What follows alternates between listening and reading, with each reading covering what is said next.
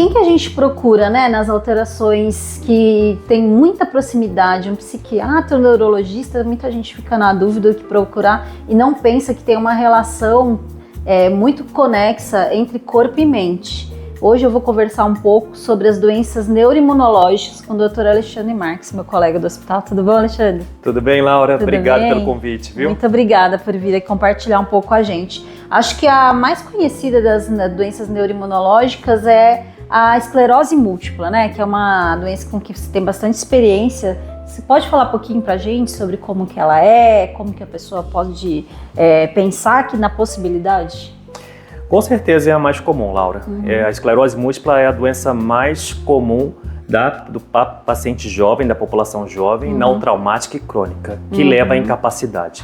Então, dentro da neurologia, claro que a gente fala muito de enxaqueca, de migrânia, né? Mas esclerose múltipla é a doença que pode incapacitar o paciente jovem entre 25 e 35 anos de idade. Então, assim, é uma doença muito mais comum em mulheres do que homens.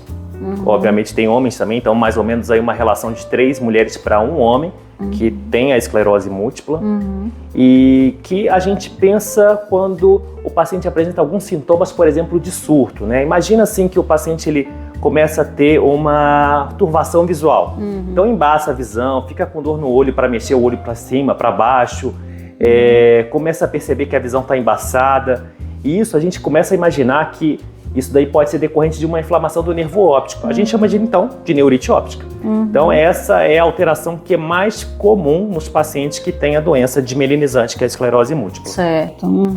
E como que o paciente deve suspeitar assim, bom, isso é visual, mas não é oftalmológico, né? Que você falou, é turvação visual, né? O que mais de sintoma ele pode perceber? Assim, tem algum sintoma cognitivo? Tem algum sintoma físico, outro, não? Então, a esclerose múltipla, ela imita várias doenças, né? Então, às vezes o paciente ele fica muito tempo no oftalmologista, no ortopedista, passa aí às vezes pelo otorrino, sem saber que ele é portador dessa doença.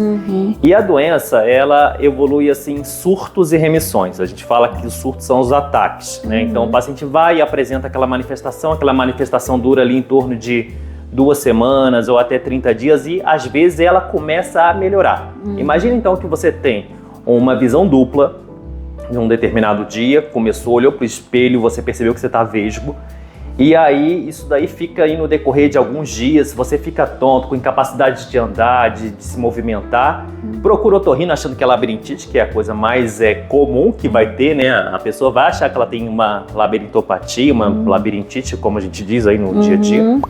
E aí isso melhora, imagina que a pessoa vai e isso se resolve completamente. Então foi uma crise de labirintite, é a primeira coisa que a pessoa vai pensar. Enquanto que pode ser realmente uma doença neurológica. Então eu dei 2 exemplos aqui. Uma é a neurite óptica, que é a turvação visual, o olho fica embaçado, ela não consegue... imagina que você está olhando por detrás de um vidro embaçado, você está tomando banho, embaça seu blindex e aí é como se você estivesse vendo por detrás daquele vidro. Só que isso dura semanas, isso não melhora de um dia para o outro.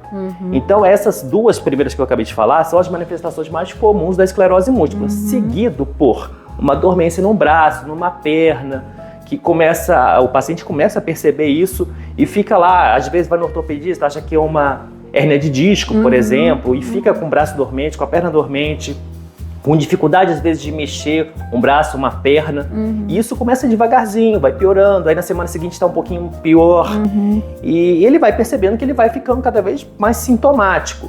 Então, aquilo que a princípio seria pensado como uma hérnia de disco, um problema ortopédico, então às vezes o ortopedista até pede uma ressonância magnética e ele consegue identificar que tem uma lesão de caráter desmielinizante, que é o substrato anatômico patogênico da esclerose múltipla. Então, o que é um substrato desmielinizante? Imagina que a gente tem um monte de nervo no corpo, passando para cima e para baixo, levando as informações motoras, visuais, de sensibilidade, e de alguma hora para outra esse fio desencapa.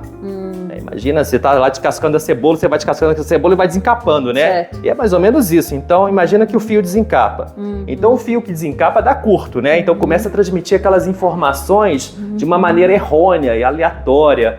E essas informações que trafega de uma maneira ruim e aleatória, ela faz aquela função daquele órgão de uma maneira ruim. Então, a sensibilidade não vai performar de uma maneira adequada, a visão não vai funcionar de uma maneira boa, a movimentação dos olhos começa a se complicar e começa a se ver duplo. Então, é o nervo que funcionava bem, sofreu um ataque das células autoimunes, é uma doença autoimune, então o próprio organismo ele vai fazer aquela inflamação contra aquele organismo, e aí essa inflamação acontece na mielina, então que é a capinha desse fio que vai desencapar. Então essa era até a dúvida que eu ia te perguntar, já que a gente está conversando com a população em geral, né, não só os colegas. Acho que é importante para colega também, porque é uma doença de menos conhecimento, né, dos outros colegas também. Mas para a população em geral, esse conceito do que é neuroimunologia, né, o que é, como que se dá as doenças neurológicas de caráter imunológico, né? Então, a neuroimunologia é um campo da neurologia que estuda as doenças autoimunes. Então, nós temos diversas doenças na neurologia, né, mas tem um departamento que se encarrega de estudar as doenças autoimunológicas que afetam ou o nervo periférico ou então o sistema nervoso central, que é composto do cérebro e da medula. Então, o que é uma doença autoimune, né? Imagina assim, leigamente falando, é quando o seu ataque faz o gol na sua defesa. Então, é o gol contra, é isso. Então, de alguma maneira, existe um erro aí de funcionamento do sistema imunológico que ele acha que você é o alvo, você é a bactéria, você é o vírus, você é o patógeno que tem que ser combatido. E aí, a gente, né, tem diversas explicações para que isso possa acontecer, por que uma doença autoimune pode começar, mas existem várias doenças autoimunes. Existe a doença da tireoide, o hipotireoidismo, existe o lúpus, existe a artrite reumatoide, existe hepatite autoimune, existe doença de Crohn, vitiligo. Então, doença autoimune tem toda a especialidade. Todos os médicos que vierem aqui conversar com a doutora Laura, pode contar uma doença autoimune para chamar de sua, né? Sim. Na neurologia, a mais comum é a esclerose múltipla. Temos diversas outras, mas a esclerose múltipla é a mais conhecida, a mais falada e principalmente que traz um impacto social que preocupa a população geral, porque é um paciente jovem. Imagina que é aquela pessoa que está trabalhando, que está começando a formar família, que está começando a desenvolver seus estudos, que está começando a fazer parte de uma vida social e criar uma rede de família. E muitas vezes ela se vê diante de uma doença crônica, que ela vai ter que carregar ao longo de sua vida e que vai ser necessário diversos tipos de abordagens, exames e tratamentos para que ela fique bem e consiga cumprir suas tarefas de vida. Sim, ela é uma doença crônica, né? Ela é progressiva também, essa doença, para as pessoas entenderem, né? Ela vai agravando ao longo do tempo, ela tem uma estabilização, como que ela funciona, a progressão da doença? Então, nós temos mais ou menos aí, para a gente falar um pouquinho de epidemiologia, uma prevalência mais ou menos no Brasil que gira em torno de 20 pacientes para cada 100 mil habitantes. Isso varia bastante. Sul-Sudeste é mais, Norte e Nordeste é menos. Isso tem a ver aí com um pouco de quantidade de raios ultravioletas, quantidade de vitamina D, exposição ao sol que a população tem, sabe? Então, por isso que a gente vê que os países do norte da Europa, do norte da América, eles têm uma quantidade de esclerose múltipla muito maior, né? Em torno de 300 para 100 mil habitantes, é bastante, é uma doença bastante comum lá naquelas regiões. E aí, essa doença, né, ela pode se desenvolver de uma maneira surtos e remissões. Então, o paciente tem um sintoma, ele tem uma manifestação, ele tem uma turvação visual, por exemplo, ele melhora. E depois ele tem uma dormência no braço, isso dura um mês, 30 dias, melhora. Ele tem uma falta de sensibilidade nas pernas, isso demora uns 30 dias, melhora. Então, esses pacientes, né, eles, na maior parte das vezes, ele tem a esclerose da forma remitente recorrente, né, que vai em surtos, ataques e remissões.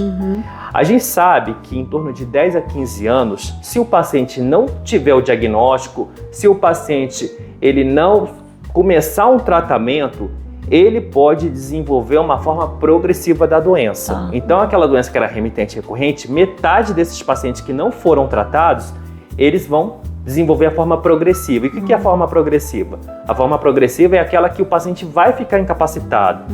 É aquela em que o paciente vai precisar de uma bengala para andar, de uma cadeira de roda, de uma assistência para se locomover.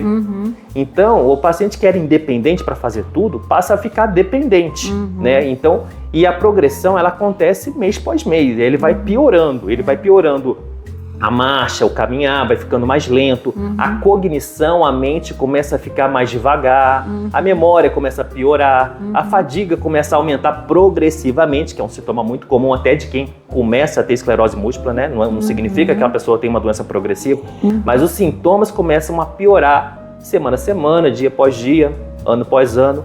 E essa é a fase progressiva que a gente tenta evitar a todo custo com os remédios que a gente tem atualmente. Tá certo. E tem fatores de proteção para evitar essas crises? O que você considera importante além do tratamento medicamentoso, né? Para essas pessoas evitarem a recidiva desses quadros? A gente tem os fatores de risco e tem os fatores de proteção, né? Vamos começar falando assim, acho que mais importante dos fatores de risco. Qual que é o fator de risco? Tem os modificáveis e os não modificáveis. Os não modificáveis são aqueles que têm a ver com a genética. Então, eu tenho uma família que tem muita doença autoimune, por exemplo. A tia tem hipotireoidismo, o pai tem artrite reumatoide, tem uma prima que tem lúpus. Então, famílias que têm muitas doenças autoimunes têm a tendência de ter outras doenças autoimunes e de qualquer tipo de doença autoimune. Esclerose múltipla é uma delas. Então, esse é um fator de risco. Brancos também também tem mais chance de ter esclerose múltipla. Né? Então, são coisas que a gente não modifica. Certo.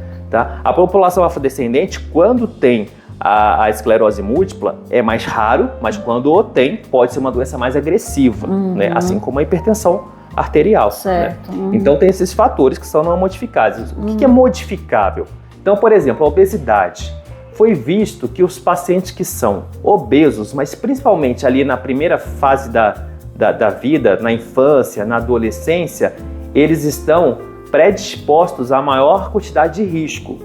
Eu preciso da minha informação genética, que me predispõe ao risco de ter esclerose múltipla, e somando-se a isso, aquela obesidade, aquela inflamação, né? A obesidade leva a uma inflamação, ela aguça esses genes para esses genes se expressarem. Então tem uma relação complexa aí entre gene e ambiente.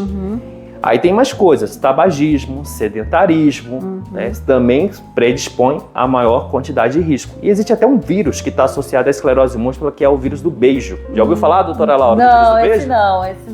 Esse é o Talvez por outro nome. Esse é o vírus do carnaval, viu? Estamos tão carnaval, perto, né? O carnaval tá chegando. É o vírus Epstein-Barr. Então, esse é um vírus muito comum na população. E aí, quanto mais precoce a pessoa se expuser a esse vírus, maior a chance que ele vai ter de desenvolver a doença ao longo da sua vida. Né? E os fatores de proteção, ao contrário, é praticar atividade física, manter hábitos saudáveis de vida. Então, isso aí são entendidos como proteção. Então, mesmo o portador, se ele também tiver uma melhora desses fatores, né? Tipo, diminuir a obesidade, sedentarismo, você falou da vitamina D, né? Então, também se expor ao sol, não ficar com déficit de vitamina D, né? Não se expor a riscos, então melhoraria a quantidade de crises, né, que ele teria ao longo da vida. É isso aí, a vitamina D, ela tem ganhado cada vez mais importância dentro da esclerose múltipla. A gente tem estudos mostrando que quem tem a vitamina D abaixo de 20 tem um risco muito maior de ter surto, por exemplo, de ter uma lesão nova, né? Uma desmielinização nova, quando já é portador de esclerose múltipla. Então, os estudos atuais, eles dão conta de que se você tiver lá no seu exame de sangue a vitamina D entre 50 e 70, não precisa mais que 70. Né? E é até importante falar isso porque tem alguns tratamentos aí que oferecem altas cargas de vitamina D, que a pessoa chega com a vitamina D que não dá nem para contar de tanta vitamina D que tem, né? Isso também traz problema de saúde, porque a vitamina D pode calcificar rim, um monte de coisa. Então, os estudos mais rigorosos, científicos, mostraram que se tiver entre 50 e 70, eu reduzo o risco de ter um surto e de ter uma lesão nova em torno de 30%. Ótimo. Isso é praticamente um tratamento de remédio de início de tratamento que a gente usa hoje. Então é muito importante ter uma vitamina D ali nesses níveis. E é interessante você falar a respeito, porque na verdade a vitamina D hoje na população é mais baixa porque a gente se expõe menos ao sol também, né? A gente fica muito fechado cada vez mais, né, dentro de locais quarto, porque estamos trabalhando home office, ou a gente fica dentro de local fechado o tempo inteiro, né? Então seria importante também fazer uma atividade física e seria importante também se expor ao sol, né? São todas coisas que fazem parte que não custam nada, né, na verdade, e que tem um benefício muito grande, né, para a população. O estresse está relacionado a fatores, por exemplo? É muito interessante essa discussão da parte psicológica, emocional, tentando entender se existe uma relação de causa e efeito em relação à esclerose múltipla e às outras doenças autoimunes. Então, tem muitas pessoas que percebem assim, eu passei por um evento traumático na minha vida, entrei em depressão, aconteceu alguma coisa e depois veio a doença. Então, provavelmente, aquele fator emocional desencadeou aí todo o meu processo de doença neurológica. Então existe muito esse pensamento de associação, mas a gente não consegue de fato provar com estudo científico que isso foi o desencadeante da doença. Por quê? Porque a depressão, a ansiedade, os sintomas, né, que a doutora Laura trata, então eles frequentemente estão presentes na esclerose múltipla. Quem imagina que a esclerose múltipla é uma doença que tem um monte de inflamação no cérebro, tem um monte de citocina inflamatória ali, um monte de leucócito, linfócito inflamando. Aquele cérebro ele vai ter uma dificuldade um pouco maior de funcionamento, de organização. E é muito mais comum depressão, transtorno de ansiedade, nesses pacientes que são portadores de esclerose múltipla. Tem até estudo mostrando que existe uma prevalência um pouco maior de TAB, transtorno afetivo bipolar, de esquizofrenia, nos pacientes que são portadores e têm uma carga lesional um pouco maior de esclerose múltipla. Eu mesmo tive, Laura, no consultório, uma paciente que no primeiro surto ela abriu uma esquizofrenia. Eu tive uma outra paciente que no primeiro surto abriu um TAB. Olha só, um transtorno bipolar. Confere, né? Confere. De fato, é uma coisa, né? De repente, a pessoa já tinha uma tendência a desenvolver uma doença psiquiátrica primária, né? Como essa que a gente contou, e aí tem aquele boom de inflamação que desenvolve a esclerose múltipla e já também, de repente, já é um gatilho para aquela doença psiquiátrica aparecer. Certo. E ao longo da vida do paciente, existem estudos que mostram que 70% dos pacientes eles podem apresentar depressão e ansiedade. Então é muito importante perceber esse tipo de sintoma e de manifestação. Sim. E tem uma relação também, né, com a cronicidade da doença, né? O fato de ser uma doença crônica também é um estressor, né, para aquele indivíduo também. Tem um fator, vamos dizer, orgânico e eu acho que também tem um fator psicológico relacionado a ter uma doença crônica, com algumas preocupações, né, alguns perdas, né, que tem ao longo da vida, então também está relacionado, né? É difícil diferenciar, né? Com certeza. O que a gente vê de fato é assim, que pacientes que estão com a doença mais controlada, tomando um remédio bom, remédio eficaz, fazendo sua atividade física, colocando uma boa higiene do sono, eles têm muito menos transtornos psiquiátricos do que aqueles que estão no outro lado da moeda, que não estão com tratamento adequado, que não estão fazendo atividade física, que não estão se organizando no dia para ter uma noite de sono adequada. Então esses pacientes eles chegam nos 70%. Certo. Agora os pacientes que estão tudo certinho, aí frequentemente eles não têm sintomas emocionais nenhum. Agora, obviamente, isso que você ressaltou é muito importante, né? Existe essa característica de ser portador de uma doença crônica numa fase muito precoce da vida e o fato de lidar com uma condição crônica de saúde, isso pode levar o paciente a desencadear esses sintomas emocionais. E aí eu acho que eu ressalto muito a importância de ter um psicólogo, um terapeuta do lado, né, para poder tentar lidar e melhorar a resiliência desse paciente de absorver isso tudo que está acontecendo na vida dele. Sim, então é importantíssimo também esse trabalho, né? Dentre várias questões de melhora da qualidade de vida, isso também tem que ser colocado, né, da vida desses pacientes, né? Exatamente. Precisamos fazer isso, sublinhar isso. Alexandre, muito obrigada por compartilhar o conhecimento com a gente, né? É uma informação que é mais rara da gente ter, né? Porque dentro da neurologia tem especialidades e essa é bem específica, assim. Então também para nossos colegas que são médicos também é uma informação mais difícil de ter conhecimento. Então ter uma abordagem dessa também ajuda eles e ajuda a população também a tratar essas questões, a prestar atenção nesses quadros, né? Se ajudar. Muito obrigada. Obrigado a você, obrigado pelo convite, muito sucesso aqui com o programa. Obrigada. Está de parabéns pela iniciativa. Obrigada. Obrigado a todos.